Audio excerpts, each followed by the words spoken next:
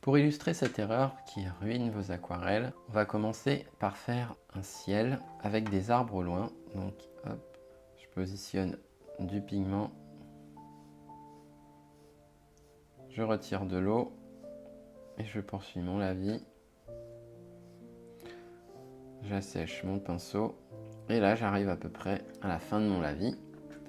Et ce que je fais, c'est que je prends un pinceau à poils synthétique, je prends pas mal de pigment et je positionne mes arbres dans l'humide, comme ceci, au loin. Et voilà, donc là on obtient un paysage avec les arbres au loin. Et maintenant ce que je vous propose, c'est de vous montrer l'erreur qu'il ne faut pas faire. Donc je pars du même principe, je prends du pigment, on peut prendre une autre couleur, un petit peu de vert par exemple. Voilà, comme ça, hop. Et puis, je continue mon lavis. Je continue de prendre des pigments, de l'eau. Et là, je bascule sur quelque chose d'un petit peu plus clair. Je commence à rincer mon pinceau. Je le rince de plus en plus. Hop. Et j'arrive sur des tonalités beaucoup plus claires, comme ceci. Et voilà. Et là, je prends mon pinceau à poils synthétique. Je prends pas mal de pigments et je positionne mes arbres au loin, comme ceci et comme ceci. Et là, vous voyez, l'erreur que ça produit, c'est qu'en réalité, les pigments ne s'accrochent pas au papier. Contrairement au premier cas où là, les pigments étaient bien sur le papier, ici, ça ne prend pas sur la partie inférieure du papier. Et c'est ça l'erreur qui peut ruiner vos aquarelles, c'est de vous retrouver avec une humidité qui est trop importante sur une certaine zone qui va faire un effet piscine. Ce qui fait que vous allez avoir une énorme flaque qui est en bas de votre lavis. Et cette énorme flaque va retenir tous les pigments en suspension sans leur laisser l'opportunité de s'accrocher au papier qui se situe sous la flaque. Et donc là, on pourrait se dire que l'erreur, ça a été d'avoir mis trop d'eau lorsque j'ai fait mon lavis. Mais en fait, c'est pas ça l'erreur. L'erreur, c'est de laisser ce surplus d'eau. Alors ici, j'ai un petit peu exagéré, mais là, vous le voyez très très bien. Si vous laissez toute l'eau en bas de votre lavis, vous allez empêcher les pigments de s'accrocher et donc d'ajouter de la tonalité et du pigment sur la partie inférieure de votre lavis. Et du coup, quand vous essaierez de mettre de la pigmentation, eh bien à chaque fois, vous allez récupérer de l'humidité, ce qui fait que ça va complètement diluer votre pigmentation et casser l'effet que vous souhaitez donner. Et en plus de ça, je ne parle même pas des auréoles qui commencent à se former. Donc, pour remédier à ça, vous avez trois possibilités. La première, c'est de mettre tout de suite la bonne quantité d'eau pour éviter la grosse flaque en bas de votre lavis. Ça, c'est le premier cas que je vous ai montré. La deuxième possibilité, je vais vous le montrer tout de suite. Là, je commence à avoir pas mal d'eau. Donc, ce que j'aime bien faire, c'est prendre un bout de sopalin, constater qu'il y a énormément d'eau sur la partie inférieure et ici, sans frotter, parce que si vous frottez, vous allez assécher le papier, comme ici, si vous frottez trop fort, vous allez assécher le papier.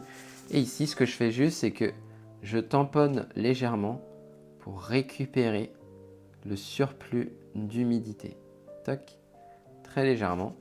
À la rigueur, vous pouvez vous mettre vraiment à fleur pour constater que ça absorbe par capillarité.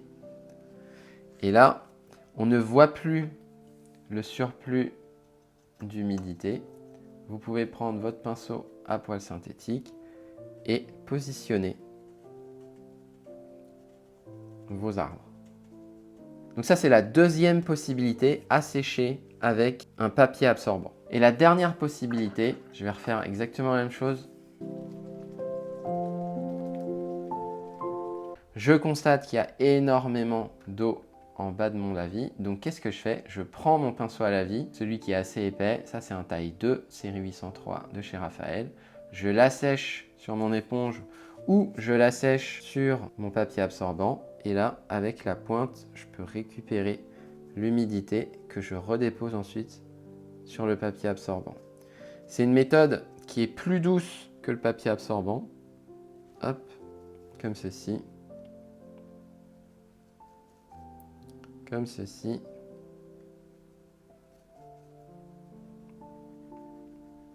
comme ceci. Et là, j'ai beaucoup moins d'humidité sur le bas de mon lavis. Je prends mon pinceau à poils synthétique avec une forte pigmentation et je peux à ce moment-là faire mes arbres. Tac. Et voilà. Donc voilà l'erreur qui peut ruiner vos aquarelles, c'est de laisser trop d'eau en bas de votre lavis. J'insiste sur le fait que ça ne vient pas du fait de mettre trop d'eau sur un lavis. En général, on n'en met pas assez d'ailleurs. Si vous ne mettez pas assez d'eau sur votre lavis, vous allez avoir des traces. Il vaut mieux en mettre un petit peu plus que pas assez. Et si vous en mettez un petit peu plus, vous allez vous retrouver avec ce surplus. Et l'erreur, c'est de ne pas traiter ce surplus. Et donc pour le traiter, les 3 solutions sont de mettre tout de suite la bonne quantité d'eau et d'enchaîner ensuite sur les arbres, ou d'utiliser un papier absorbant pour récupérer le surplus d'humidité que vous pouvez voir, ou d'utiliser le pinceau à lavis en l'asséchant sur le papier absorbant ou sur votre éponge pour récupérer le surplus d'humidité que vous pouvez voir. Alors on pourra dire que c'est quelque chose qui arrive uniquement lorsque on a le papier qui est incliné. Effectivement, moi je peins systématiquement avec du papier incliné. Mais en réalité, si vous avez le papier qui est complètement à plat, eh bien le phénomène va quand même se produire. Sauf qu'au lieu d'avoir l'eau qui s'agglomère à un seul et même endroit, vous allez avoir un surplus d'humidité sur l'intégralité de la surface de travail. Et donc le phénomène que je vous ai décrit ici va également se produire, mais à une échelle plus modeste, mais vous allez quand même y être confronté. Donc je dirais même que c'est mieux d'incliner le papier parce que ça vous permet de voir sans aucune ambiguïté que vous avez un surplus d'humidité. Alors que si vous êtes complètement à plat,